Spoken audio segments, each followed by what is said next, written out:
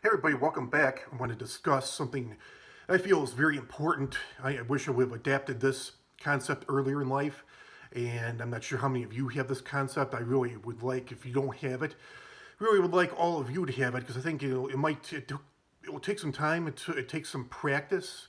It took me some practice, but once you're able to do it, yeah, it'll just make things so much easier for you. So I wanted to go over a few things. So learn to say no. Don't be afraid to say no. Don't be afraid. You'll learn to be a quitter. Don't be afraid to be a quitter. And the third thing is don't have too much pride. Now, what I mean by this is I wasted so much money years ago. I had a hard time telling salespeople no. There were things that, you know, there were times I wasn't even interested, but I didn't want to be rude to the salesperson. I didn't want to be rude. I wanted to be nice. And, sometimes you got to be, it's important to be nice, but not too nice. You got to know where to draw the line, because if you are too nice, like I used to be, you kind of get walked all over. So I was, afraid to, say no. I wasn't even interested in what the salesperson was trying to sell me to begin with. And there were times I was interested in a product or a service, whatever, and then I heard the price, and I was thinking in my head like, wow, that's really a lot of money. But at the same time, I thought, I could do it. I could do it. I could make that work. And then, after a while, you realized I was in way over my head, and I had a lot of pride in that way where I was always afraid to the easiest, and you can't really argue with somebody on that. If you're trying to sell somebody something, you're trying to get somebody signed up, whatever, where it'd be like, if you work at a gym, if you're say selling like gym memberships, if somebody says, hey, I can't afford it, of course people still do argue, but someone says they can't afford it, you can't get blood from a stone. It's like, what more can you really say to that person? You really shouldn't say anything more. If you can't afford something, you can't afford something, and that's just it. Like I said, you can't get something from somebody that they don't have. You can't get blood from a stone. And I used to have so much pride years ago, like I was afraid to tell people that I couldn't afford something. Even if there were times that I just didn't want to, spend. At times I had the money, but I wasn't interested. So, but I was just afraid to say, oh, just to make up a lie, to get somebody off your back instead of just saying like, oh, I'm not interested. Then they keep talking more and more. But I was the type of person that couldn't just do an easy way to do that instead of saying you're not interested, why you're not interested. Easy way is just to say you can't afford it. You don't have the money. You're on a tight budget. And like I said, I had a lot of pride that way. I was afraid to tell people that because, like, oh, I don't want. I used to tell my mom and my dad, oh, I don't want people to think that I'm poor. But it's like, they were trying to sell. They're more than likely they're getting a commission. Their salary, their livelihood is dependent on them. They may be hurting for money, especially people that are out trying to sell things door to door. They may be struggling. So it's like they're not gonna, I've never heard of anybody getting laughed in their face because they told somebody they couldn't afford something. If they do, hell, screw them. Who wants to be doing with business with that type of person to begin with? So yeah, don't and then they're not going to remember it. They talk to so many people. Do you think they're really going to remember it? Maybe hours from now, if they come and depend on how many people they come across. Hours from now, days from now, weeks, months from now, they're not going to remember you. More than likely next week, they're not going to remember you, so who cares? And like I said, if they start an argument with you, if they, try to kind of push your buttons, screw them. Who wants to do business? I feel a salesperson that is being kind of pushy, using bullying tactics. That's not the type of person that you want to be doing business with, especially, if they are doing really well financially. Why do you want to make them more financially well off if they're using those kind of tactics, and then you're going to be struggling because you're paying for this service or whatever it is that you're purchasing. So yeah, at first it took me a while to say no because I had so much pride, but hey, I got over it, and it makes it so much easier. And again, like I haven't had anybody laugh in my face. I think I did have. I think I was out washing my car one day, and there was a door-to-door salesperson. He was doing some type of charity work, and I think I said that I forget how much money he was asking for, and I think I had agreed to maybe give him maybe $20 or something like that, and then he said something like, "Oh, that's kind of," or he was trying to get me to give him maybe like $50. I said, "Well, that's kind of tight. That's pretty steep." I said, "I'll give you what I can," and kind of started an argument with me, and which in that sense he didn't get anything from me because I just said forget it because he started using bullying tactics. He says, "Oh, you're really that hard up for $50. Is that really going to hurt you?" It's like, oh, it's not really any of your business to begin with, but it's like second of all, it's like, why are you gonna, believe? It's obviously you're out here, you're probably hurting. You're trying to get money for a charity or the organization is certain. So it's like, why are you gonna make fun of me? Why are you gonna bully me when, for being in a tight financial situation, when you're in maybe a tight financial situation yourself, and when as soon as salespeople start using bullying tactics, that is a big red flag. It's like, you know what? I could have helped you out. I could have given you some money, but guess what? You're not getting anything from me now.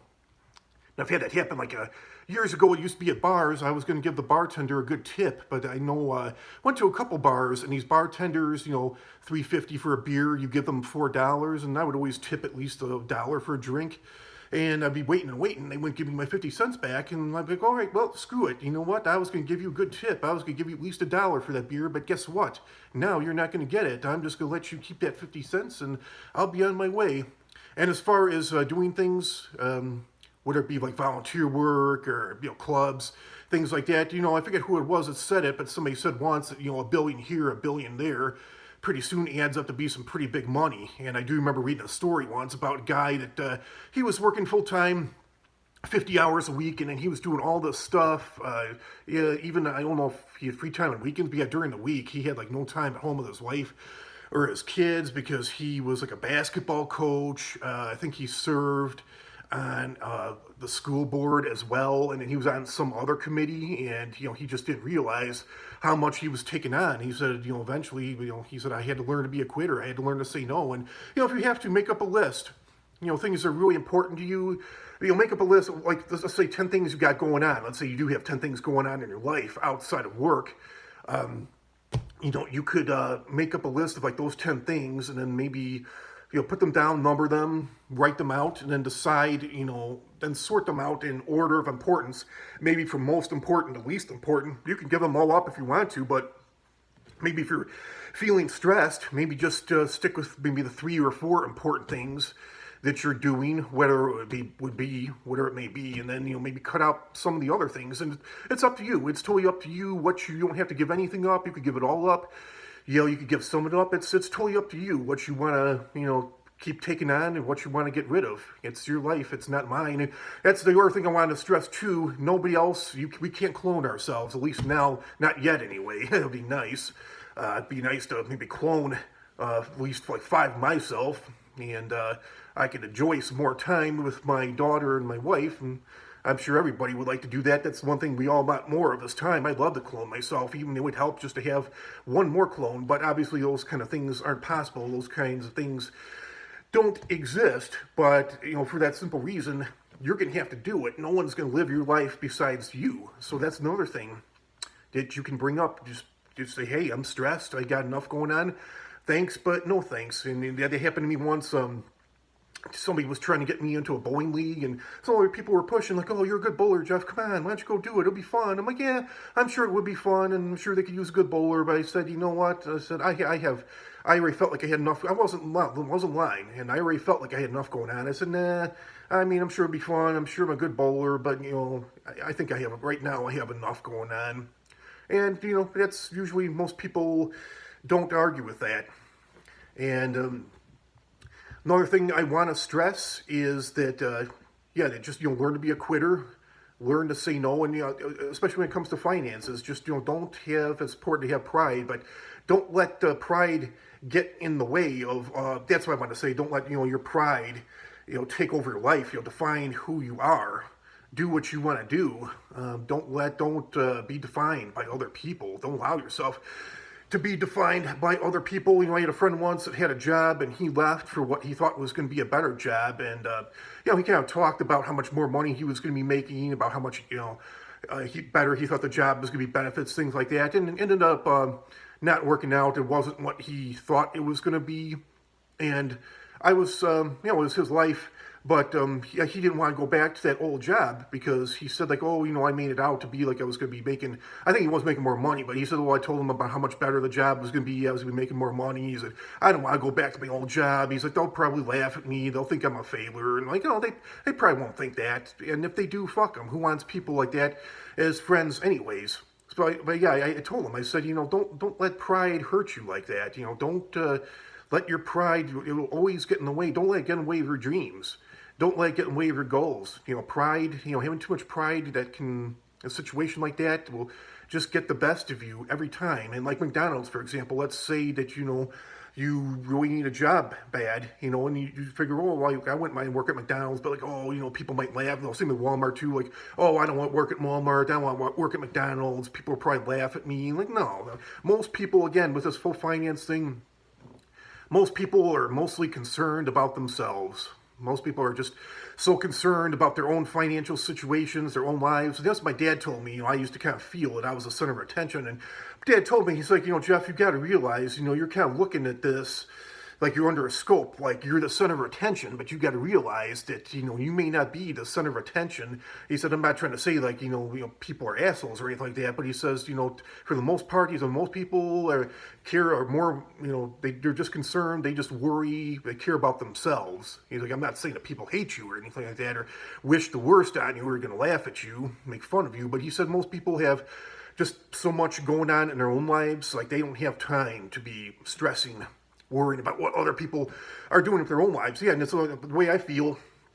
As long as you're happy, like who cares what other people think? And if other people, I used to be like that. I used to care so much about what other people thought of me, and I don't anymore. And it feels so much better that way. I'm happy with my life and what I do. If other people, I haven't had, people have been laughing in my face, people have been making fun of me, people have been talking down on me, and if they do, screw them. It's not the kind of person, not the kind of people you want to have in your life. If you're happy and, it's nobody's going to live your life besides you. You know what you like to do. So if you're satisfied, go ahead and do it. Don't let, yourself be defined by others. It won't make you, if you live your life trying to make other people happy, more likely not going to care.